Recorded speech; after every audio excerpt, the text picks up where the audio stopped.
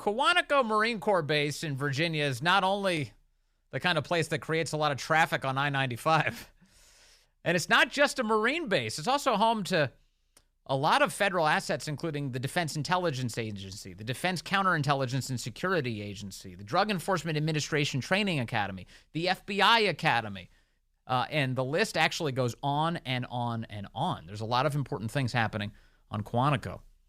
And which is why it's all the more shocking to find out that it was now 2 weeks ago, Friday, May 3rd, that two men drove a truck up to the base's main gate on Fuller Road, just outside Dumfries, and apparently tried to drive the box truck straight through the gate.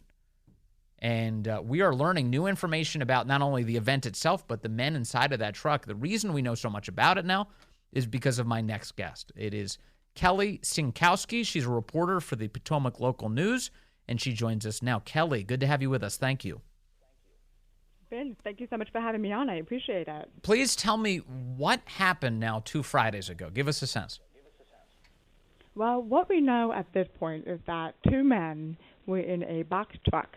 They approached the gate at Quantico Marine Corps Base, and we know it was in the early morning hours. We don't know the time. But they said that they were essentially subcontractors delivering for Amazon, and they were headed to the post office on the base. Now, the Marine Corps officers at the security gate noticed that there were no credentials. The vehicle was not registered on the base, so they tried to pull them over to a holding area. But when they pulled them over, the driver kept going and tried to essentially accelerate and get away. So they were able to deploy a roadblock, essentially, and stop the vehicle and take the two individuals into custody. Now, you have also reported on some of the details about the individuals. So first of all, it's already shocking that they decided to try and flee from the gate guards. You said that they put up these barriers to stop the vehicle from advancing forward. They take these guys into custody. What have you learned about who these men are?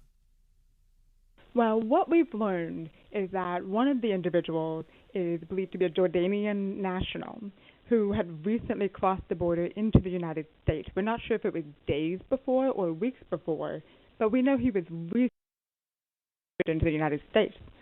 The other individual, we don't have any information on him yet, but we do believe that one of the two men was on the terrorism watch list.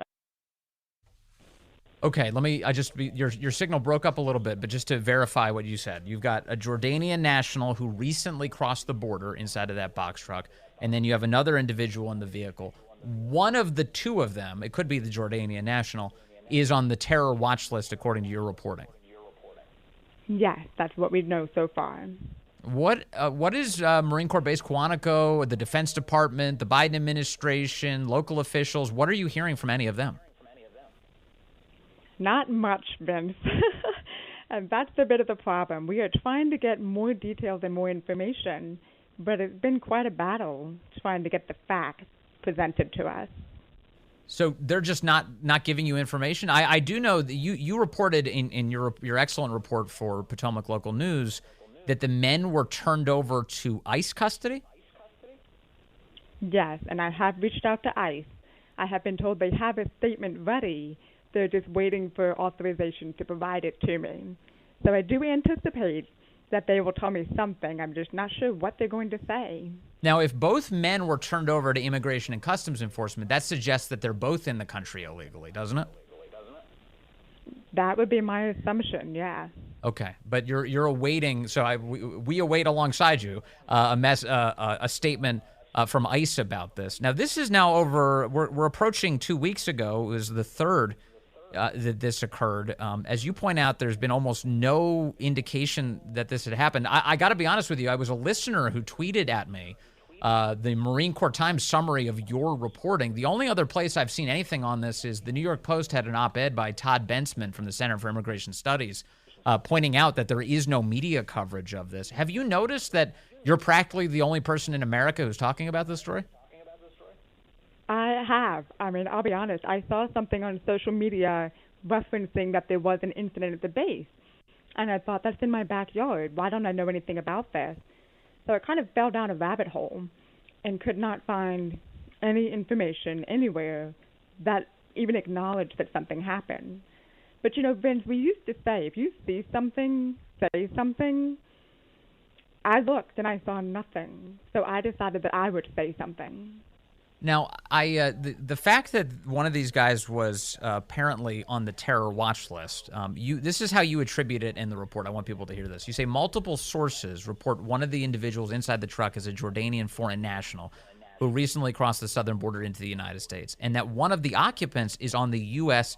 terrorist watch list. Quantico did not confirm this information. So I would have to assume that for you to put that in your report, you have to be pretty confident of the sourcing you have. We are absolutely very confident in our sources. Okay. All right. Well, so I imagine you'll keep seeking answers, and in the meantime, people can check out your news website, Potomac Local News, for answers, right?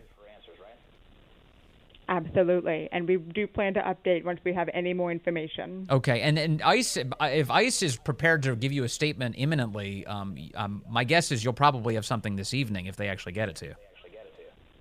That's my hope. Okay. Is there anything else you want to share with us, Kelly Sienkowski? I think at this point we're just trying to get the news out there, and there's been many other incidents around the country recently, so they're in the same boat where you have some local news station picks it up, and it's a story for a day or two, and then it just fades away. And Vince, I don't think this should fade away. I think there's something that we should pay attention to here. It's deeply worrying, and it's all integrated with all of the ongoing chaos we're seeing on our border right now. If these guys just came across the border and one at least is on the terror watch list, and they're trying to break into a highly secure Marine base that contains so many important federal assets, you're totally right. You shouldn't be the only one reporting on this, and a lot more people should be on this subject. Kelly, thank you for doing that and for bringing some attention to an important issue.